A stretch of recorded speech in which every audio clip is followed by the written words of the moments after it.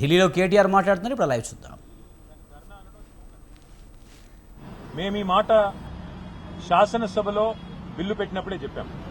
You are cutting a very cruel joke on the backward classes of this state. అంటే బీసీలను మోసం చేస్తూ మీరు దగా చేస్తున్నారు, వంచిస్తున్నారని చెప్పాం.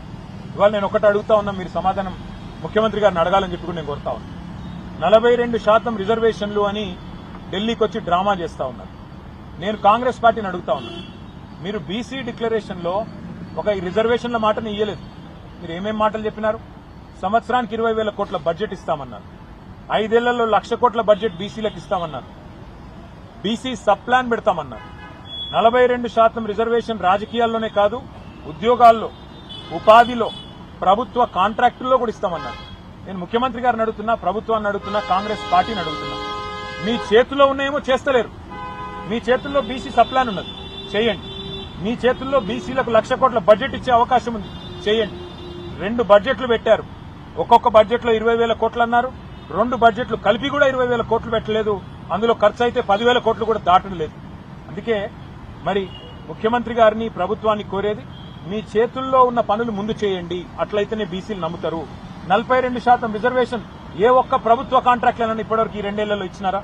ఇవ్వలేదు. ఎంబీసీ మంత్రిత్వ శాఖ పెడతామన్నారు, ఎందుకు పెట్టలేదు? బీసీ సబ్ ప్లాన్ ఎందుకు పెట్టలేదు? ఏ కారణం చేత 42% రిజర్వేషన్ విద్యలో, ఉద్యోగాల్లో మీరు ఇస్తలేరు? కేవలం రాజకీయాలే కాదు కదా, రాజకీయాల్లో 42% వాటా వస్తే మరి డెఫినెట్ గా రాజకీయ నాయకులకు లాభం అవుతుంది. కానీ బీసీ జాతికి లాభం కావాలంటే, బీసీలో ఉండే నిజంగా పేదవారికి లాభం కావాలంటే 42% కాంట్రాక్ట్లు ఇవ్వండి, 42% విద్యలో అవకాశాలు ఇవ్వండి, 42% ఉపాధిలో అవకాశాలు ఇవ్వండి. అట్లాగే 20,000 కోట్ల బడ్జెట్ మీరు చెప్పినట్టు పెట్టండి, బీసీ సబ్ ప్లాన్ పెట్టండి. అప్పుడు నమ్ముతారు మిమ్మల్ని తప్ప ఇక్కడ ఢిల్లీకి వచ్చి డ్రామా చేసి 4 ఓట్ల కోసం 4 డైలాగులు కొట్టి ఆఖరికి ఇక్కడ ఇంకెవరో అడ్డం పడుతున్నారని ఊహాజనితమైన శత్రువులను చూపెట్టి తప్పించుకుంటే కుదరదు. ముమ్మాటికి మీ దొంగతనాన్ని, మీ దొంగ నాటకాన్ని మొత్తం రాష్ట్ర ప్రజలు అర్థం చేసుకున్నారు. కాబట్టి రేపు స్థానిక సంస్థల ఎన్నికల్లో బుద్ధి చెప్తారని నా విశ్వాసం. అదంతా గ్యాస్, అందులో ఉన్నది ట్రాష్ తప్ప ఏమీ లేదు. 655 పేజీల నివేదికను 60 పేజీల కుదించడంలోనే వాళ్ళ భాగవతం అర్థమైపోయింది. అంటే 600 పేజీలు వాళ్ళకి ఇష్టం లేని ఉన్నాయి, 60 పేజీలు వాళ్ళకి ఇష్టం ఉన్నవి ఉన్నాయి కాబట్టి వాటిని చూపెట్టే ప్రయత్నం చేస్తా ఉన్నారు.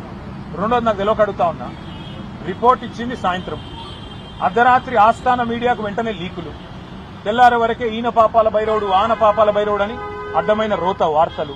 అంటే ఎంత ఉద్దేశపూర్వకంగా, అంటే ఇంకా 650 పేజీల రిపోర్టు ఎవరు చదవకముందే 2 పత్రికలకు మాత్రం తెలిసి రోత వార్తలన్నీ రాసి వడ్డించి వార్చి కేసీఆర్ గారి మీద, బీఆర్ఎస్ మీద ఏదైతే కుట్ర చేసే ప్రయత్నం చేస్తున్నారో, చిల్లర ప్రయత్నం చేస్తున్నారో, ఆ నివేదిక ఒక గ్యాసు, ట్రాష్ తప్ప అందులో ఏం లేదు.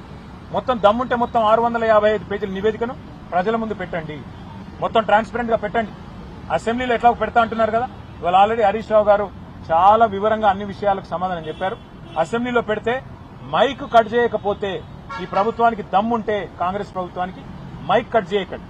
మైక్ కట్ చేయకపోతే రాష్ట్ర ప్రజలు చూస్తారు ఎవరు నిజం చెప్తున్నారు, ఎవరు అబద్దం చెప్తున్నారు. చీల్చి చెండాడి ఫుట్బాల్ ఆడకపోతే మమ్మల్ని పట్టుకోండి. Thank you.